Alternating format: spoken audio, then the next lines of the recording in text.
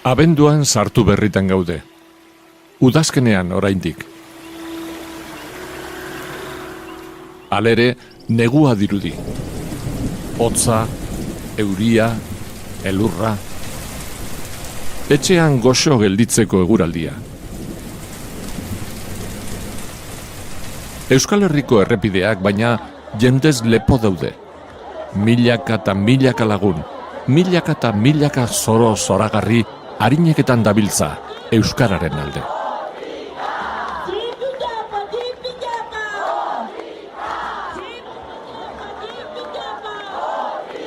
Lehenengo korrika da, istorio paregabe baten hastapena.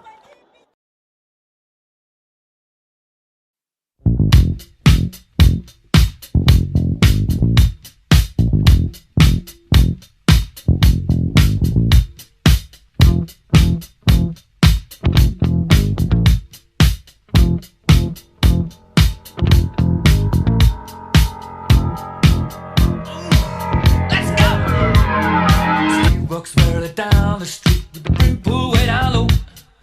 Ain't no sound but the sound of his feet. Machine guns ready to go. Are you ready? Hey, are you ready for this? Are you hanging on the edge of your seat? Out of the doorway, the bullets rip to the sound of the beat. Yeah.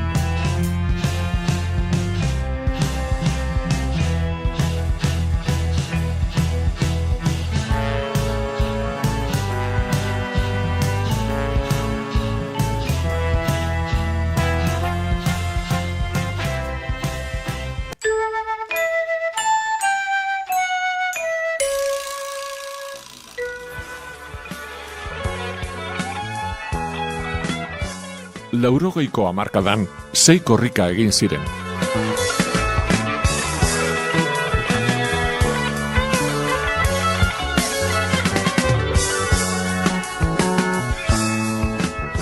Urte haietako egoera politikoa nahasia zen Euskal Herrian, eta korrika etzen geratu giro gaiztotu hartatik aparte.